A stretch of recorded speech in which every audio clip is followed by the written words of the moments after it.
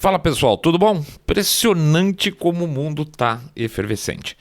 Loucura aqui no Brasil, nos Estados Unidos, Austrália, Reino Unido, França.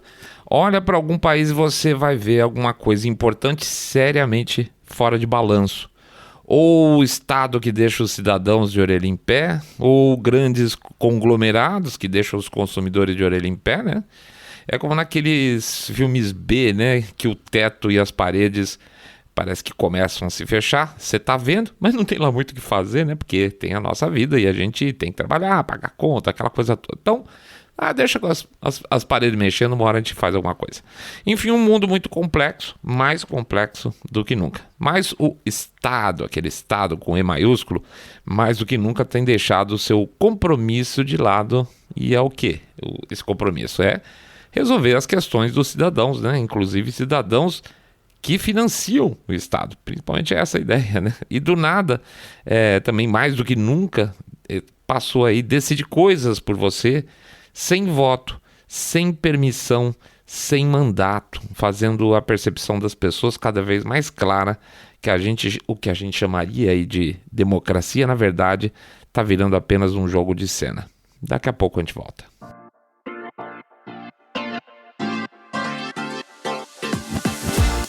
Saindo da bolha.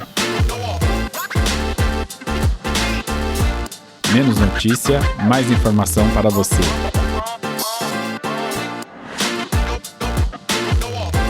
Deep State, o estado que odeia você. Bem-vindos a mais um Saindo da Bolha, esse é o nosso episódio 78 e a gente vai falar hoje sobre o estado que a gente, como cidadão, né? O cidadão que paga, mas não tem controle. Vai falar sobre o tal do Deep State. E é engraçado a gente falar desse assunto porque a expressão Deep State é quase tão massacrada e revista como a ideia de fake news. Mas é algo que não é novidade como princípio. Qualquer pessoa minimamente informada sabe que quanto maior o Estado, maiores as chances dele sair do controle do cidadão. O limite do Deep State é o regime autoritário, né? De esquerda, inclusive. É isso mesmo, se você for pensar no limite, a União Soviética era o Deep State descarado. Cidadão não mandava em nada e eles não tinham pretensão nenhuma de fingir que o cidadão mandava em algo, nem fingiam que tinham eleições para que a população tivesse alguma percepção de poder, tá? Tava tudo na mão deles. A lógica do Deep State é percebida em todo lugar. Agências nacionais de informação com mandato para bisbilhotar a vida alheia, burocratas tomando decisões de acordo com seu ponto de vista, sem seguir regulações do próprio Estado que teoricamente ele representa ou é funcionário e que você paga. Então imagina, por exemplo, que sei lá, você tem uma fazenda de porcos e uma determinada posição política e ideológica. O cara lá da agência sanitária não concorda com seus pontos de vista, sabe que você é financiador, vamos dizer, de um candidato que ele despreza, vamos dizer, só fazendinha de porco aí, tá dando uma grana para você, sei lá, financiar a campanha do Bolsonaro, né? E voilà, ele percebe que ele tem a possibilidade de interferir no processo político tradicional se sabotar as suas licenças sanitárias, dizendo que a sua criação de porcos não segue o protocolo 986, a linha F, tá? Pronto, acabou. Caiu o seu faturamento e aí você vai ter que decidir. Continua apoiando o seu candidato ou continua com o seu negócio vivo? Bom, mas para falar em negócio vivo, deixa eu fazer rapidinho nosso jabá aqui. Para quem não fez ainda ou está chegando pela primeira vez, bem-vindo ao Saindo da Bolha. A gente pede que passe lá no site da gente, o www.saindabolha.com.br, clicar no botão Follow this podcast, ou seguir a gente no Spotify, Podcast Addict, Google Podcast, Apple Podcast, e principalmente seguir a gente também aí no nosso canal do YouTube, clicando lá para receber notificações, sininho, aquele diabo todo. Pede também para fazer um share aí nas redes sociais, por favor, o pessoal dá uma escondida a gente nas redes sociais, então as outras pessoas só vão saber que o Saindo da Bolha existe se você der um share aí de vez em quando, gostando do episódio especialmente. Pede também para vocês fazerem o Boca a Boca Sarado, que é uma ferramenta utilíssima. Conta para seus amigos que vocês estão acompanhando um podcast cabeça direita limpinho, supimpa, que detesta, abomina urra de ódio do politicamente correto, tá bom? Finalmente, a gente passa, como sempre, o nosso canal no Telegram, para vocês anotarem o endereço, clicar lá e passar a fazer parte, porque às vezes somem com as coisas da gente no Facebook, pelo menos lá no Telegram tá tudo bonitinho, no Telegram e no Getter, tá? Mas pega o endereço do Telegram aí, bit.ly/Telegram bolha, bit.ly/Telegram bolha. Na dúvida também, quem tem a tendência de esconder a gente é o Getter, tá? gettr.com. Vocês procuram lá Saindo da Bolha e tem o perfil da gente também, a gente posta tudo, tá bom? É isso aí, jabá feito, vamos pras cabeça, vida que segue. Christine Lagarde.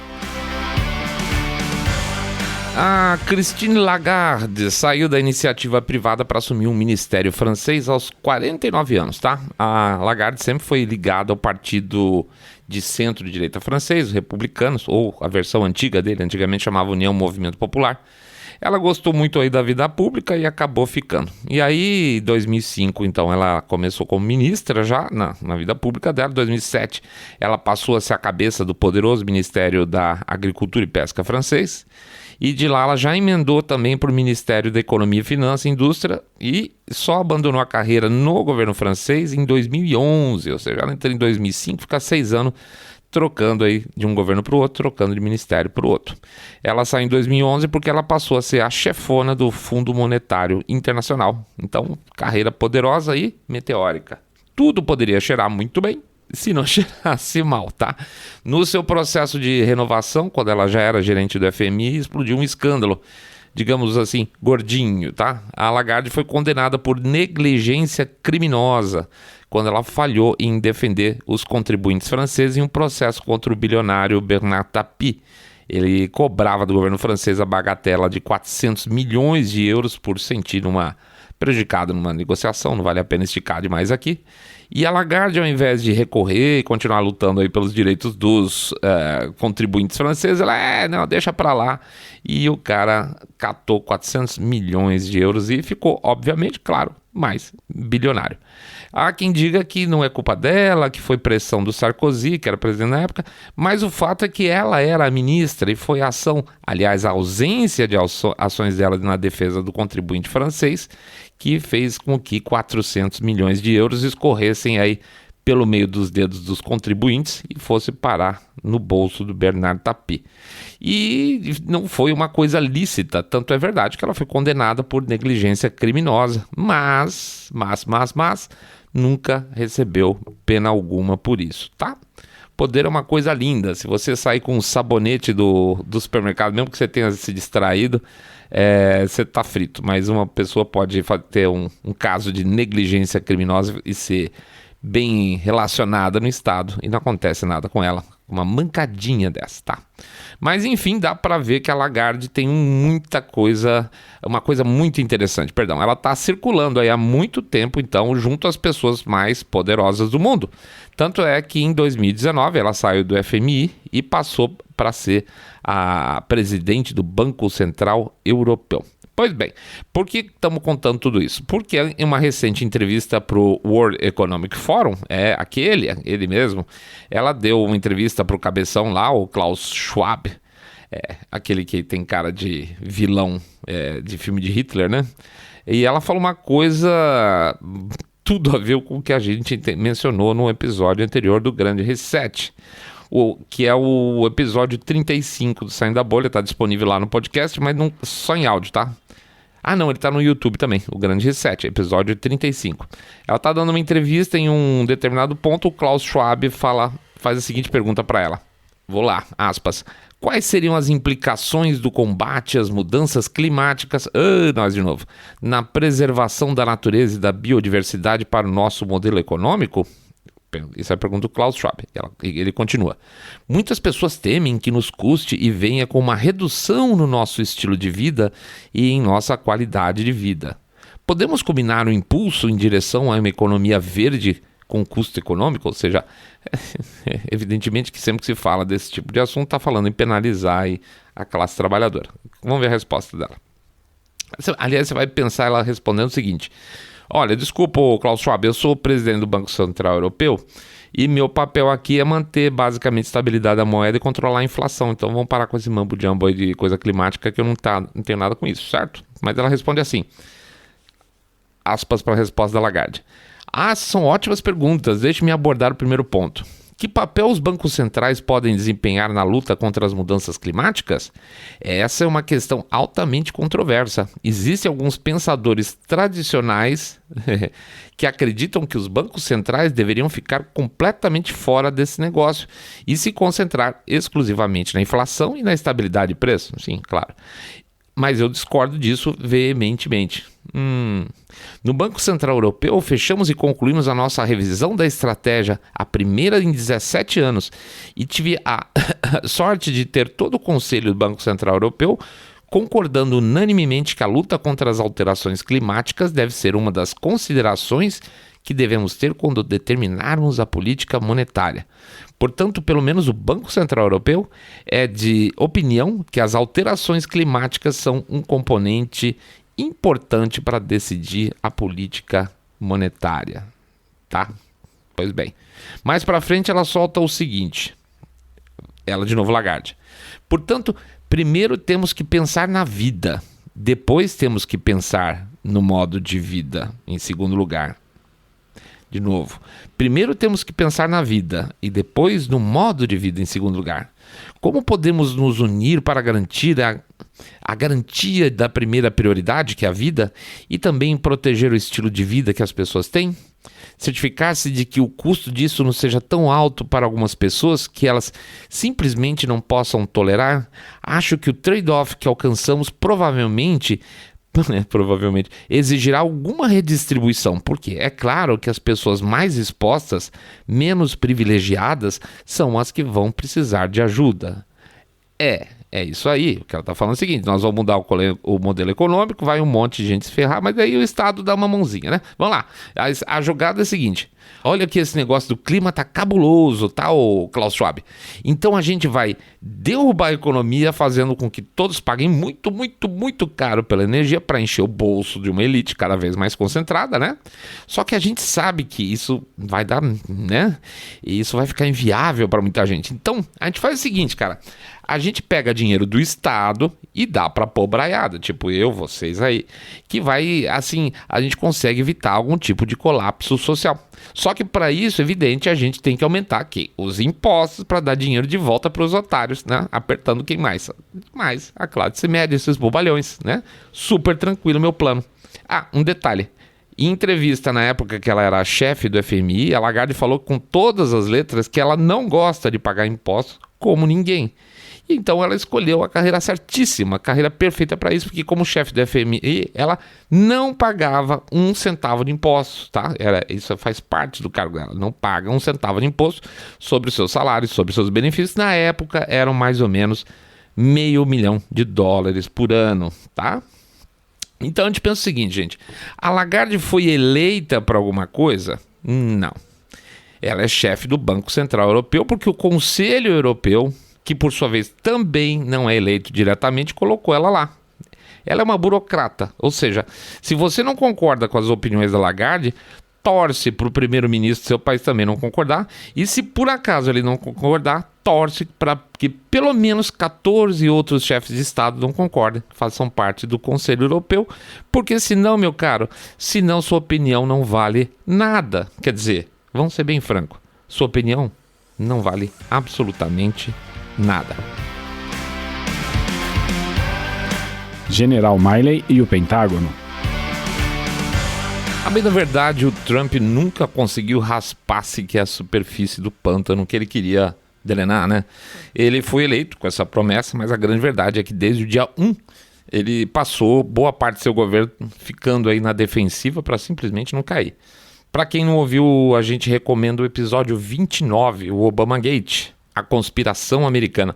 Ele tá lá no site, nas apps, e esse episódio ainda não tá no YouTube, mas vão colocar ele no fim de semana aí para vocês, porque esse é um dos 5 mais ouvidos de todos os episódios do Saindo da Bolha, tá? Obamagate, a conspiração americana.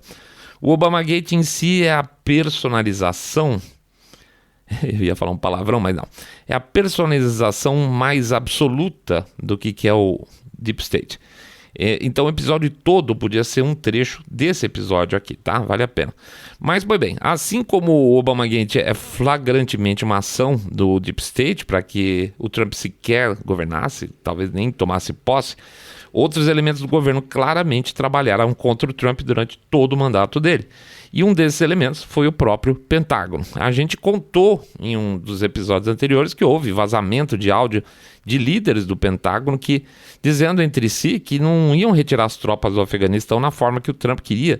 E pior, que eles informavam números errados de tropa presentes lá no Afeganistão ainda para a Casa Branca. Ou seja, de novo, personagens da administração pública estavam decidindo a política externa sem o consentimento de Trump, portanto, sem o aval da população.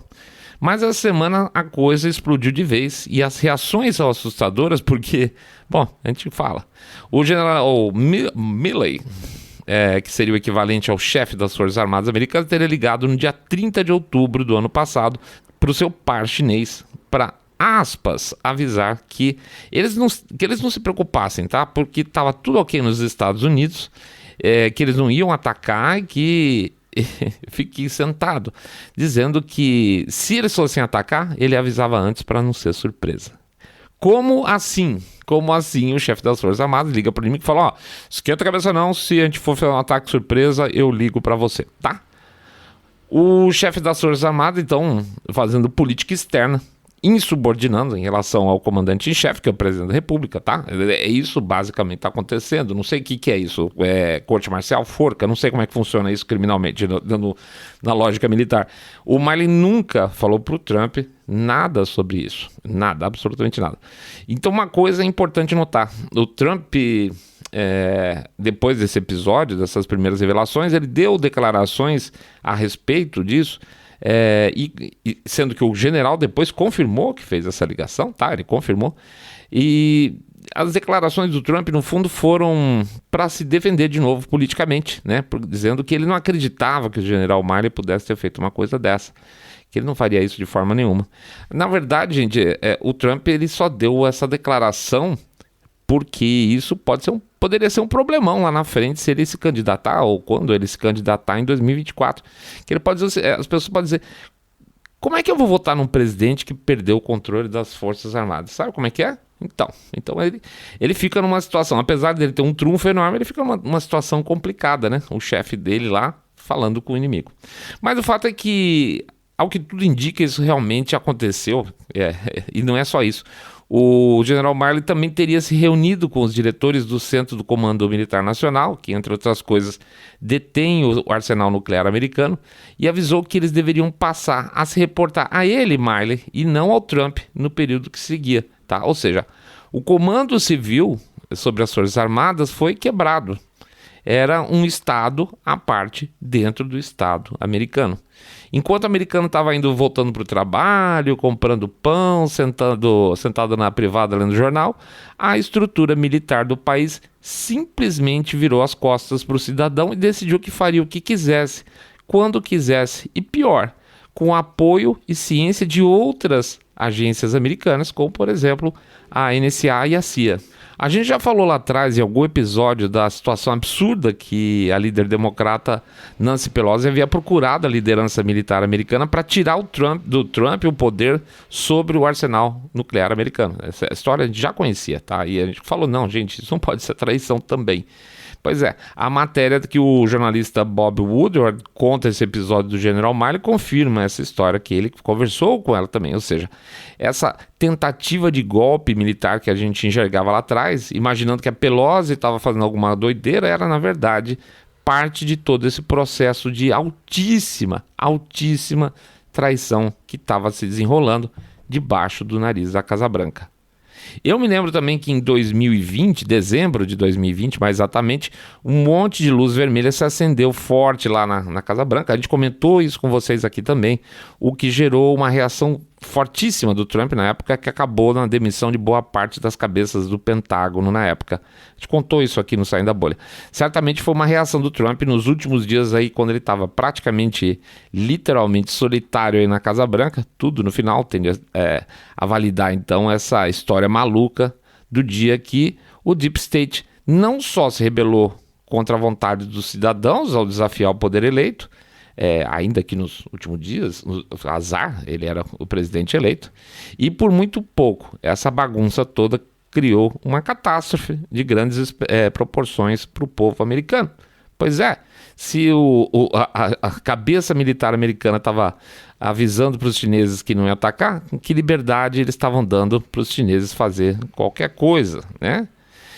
Ao mesmo tempo que a gente fala das reações são horríveis, a gente fala da imprensa. Boa parte da imprensa fala, não, General Milley fez muito bem, quebrar o comando. Exatamente, traição. Muito bem, parabéns, né? Pois é, o Deep State não só é poderoso, mas ele pode ser também muito burro e tem aliados de péssima qualidade também. Agências americanas.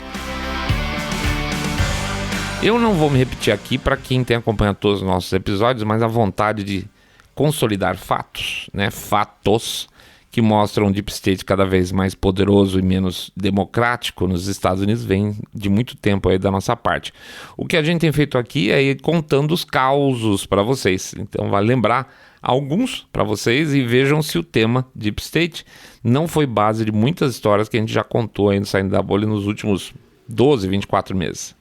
A gente já falou sobre o Correio Americano, né? O Correio Americano abriu uma divisão de bisbilhotagem nas redes sociais para dedurar os cidadãos americanos que estivessem demonstrando comportamentos anti-americanos, na visão deles, claro, né? Uma completa abominação que não tem absolutamente nada a ver com o business dos Correios, que basicamente é entregar carta e pacote, né? A gente já falou aqui também de muitos episódios do FBI agindo contra o interesse da população. Eu me lembro de cabeça fácil de 3 deles, como o caso do funcionário do Correio que denunciou na época das eleições, né, nas fraudes, né, que você não posso falar no YouTube, que as cédulas das eleições estavam sendo carimbadas com data retroativa para dar tempo de ser contado. Acho que não lembro se foi em Michigan ou na Pensilvânia, eu acho que foi em Michigan. E que esse funcionário do Correio que foi lá depor, falar, olha, está acontecendo isso, foi visitado por 2 agentes do FBI, não para que eles pudessem entender a situação, o que tinha acontecido e sair para uma investigação, mas para ameaçar o sujeito, que foi firme, manteve a posição dele, apesar da história ter vazado para a imprensa, de que depois de ter conversado com o FBI, ele voltou atrás. Ele nunca voltou atrás e fez um vídeo sobre isso.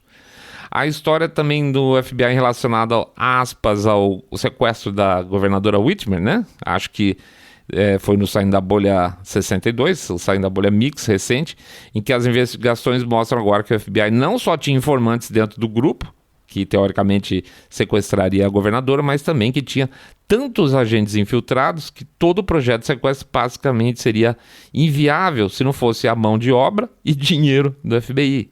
E tem a história também de 6 de janeiro, que também tem uma série de pessoas que foram detidas, mas não foram registradas as detenções, como aspas, criminosos, e eles estavam envolvidos na invasão. Por quê? Porque eles eram agentes do FBI. Deve ter mais casos por aí que a gente já contou para trás, certamente tem, mas de orelhada eu lembro de cara desses 3 só de FBI. São histórias aí também relacionadas ao CDC durante a pandemia, ao IRS, que é a Receita Federal deles, americana, sendo usada como ferramenta de pressão contra a oposição republicana durante todo o governo Obama.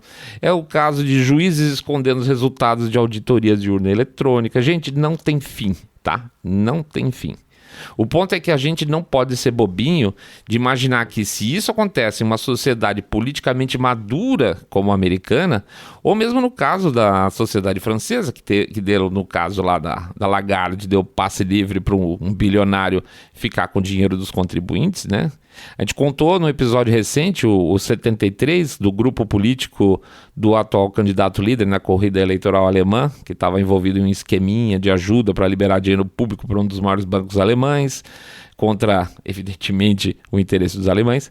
Se em todos esses países envolvidos, o Estado paralelo não eleito tem o poder de fazer e desfazer de acordo com seus próprios interesses, sejam ideológicos, para mudar o curso democrático do país, e seja por interesse financeiro, e aqui a gente está falando literalmente de corrupção, imagina o que acontece aqui no nosso Brasil. Coitadinho, né?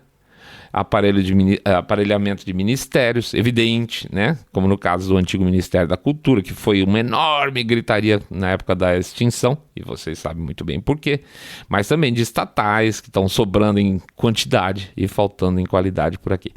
Estado grande, gente, é Estado poderoso. E Estado poderoso governa para si mesmo. Assim sendo, meus amiguchos, Estado grande detesta o cidadão. Sinto muito. É a mais pura verdade, né? O Estado grande, ele tem mais condições de proteger o cidadão. Tá bom, senta lá, Cláudia. Então, o Estado grande vê no cidadão comum só um fornecedor de recursos e um empecilho para um poder cada vez maior. Hoje, por exemplo, a bola da vez é a China, que muita gente acha um chuchuzinho, né? Porque com esse maior poder do Estado, eles têm condição de se desenvolver mais rapidamente. Que lindo, né? Azar das liberdades, né? Como diz o Arnold Schwarzenegger com relação à obrigatoriedade de vacina, fuck your freedom. Pois é, então, azar das liberdades. Tudo em nome do bem coletivo. O resultado desse modelo lindão, né, que a gente está vendo agora, é uma enorme concentração de poder que está se voltando para dentro de si mesmo. Gente, isso é tão óbvio, isso é um processo inevitável. Quanto mais poder tem um Estado, mais poder ele tem que angariar para se garantir.